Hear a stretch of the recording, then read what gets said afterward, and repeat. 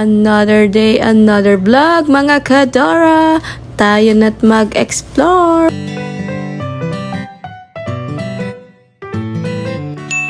For today's video nga, meron akong dumating na bisita, si Papa at si Ate. Pagdating nga ni Papa, ginawa agad yung electric fan. Ikit na kasi rugo, makaluno siya, panayaro gundudo ko. At ate makasakbit na hanger keng gulot. Apin yan ing advantage na ning kalikot ne Papa. Tambi nga gawa ming electric fan me. Thank you so much. Then ayan, bago nga kami umalis, pinagmerienda ko muna sila. Sakto may binili ako na banana bread. Bagya demo pinburi eh. Niya kanong kanyaman. Tapos ito niya pang kayabeng orange juice oh. Mabsi!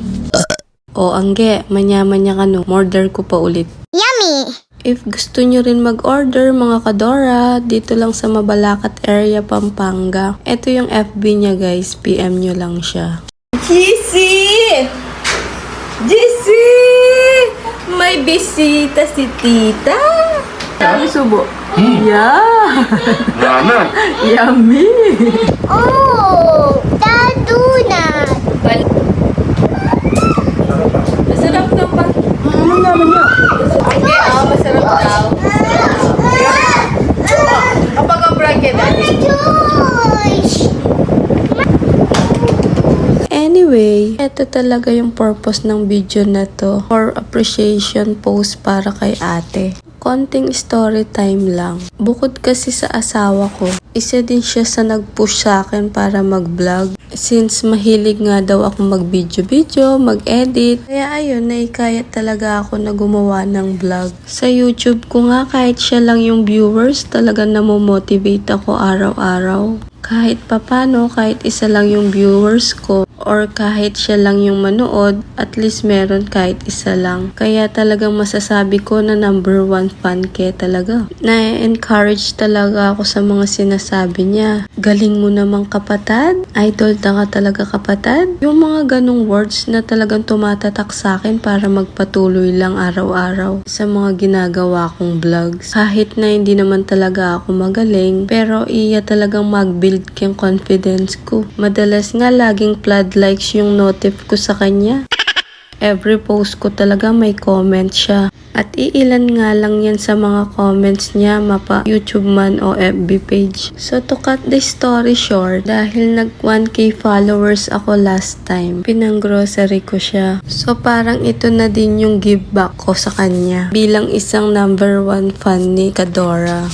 Alam ko maliit na bagay lang ito. Pero kahit paano makakatulong na din sa 1 month supply ni pamangkin. So yun, grateful lang talaga ako. Sana happy kayo sa binigay ko. Love, love. After nga namin mag-grocery, diretso na kami sa bahay nila mama. At eto nga yung update sa renovation ng bahay. May pintura na pala sa labas. Bongga! Pagpasok ko nga sa loob, bungad agad sa akin mga kayamanan ni Mudra at Pudra. Wow! Nakalaminate pa. Cherries. Sarap naman sa eyes. Next naman, yung buhay ko naman yung ikukwento ko sa inyo mga Kadora. Cherries. Ano pa nga ba ang drill? Mangantana! Karasbali, marami na yung bili. Ikan niya lang. Pork. Lalo mo nga magkapanga sa lang mo mo? Soya, idone. Mangan po. Kisses! Smile! May pampers ikaw?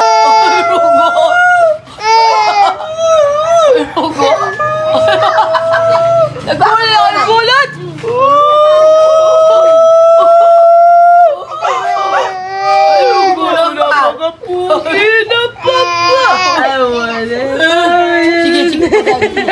Sige. Kaya rin nga mga nasi, meranap na kami na naman. Sakto nakita ko nga lang to kanina sa Pure Gold, kaya binili ko na. Nag-crave din kasi ako ng sushi. Tapos 145 lang, mura na. Habang i-edit kay Rugoy ni, meranap ko ulit, bigla. Mag-crave na ako na naman tuloy. O, dingay mama. Hindi kami kumakain ng sushi. Malansa! Madyan na kalibo ka naman. Ay, nina niya yan. Bakit yung rasis? Nasabi? Ba't may sa ni mama?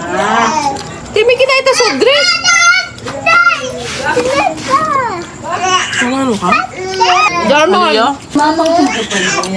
Tiyo ko mama, bakit? Kanya man. Bagay siya ni ano ka? Pandarab yung yan. Ano yun? Napo siya.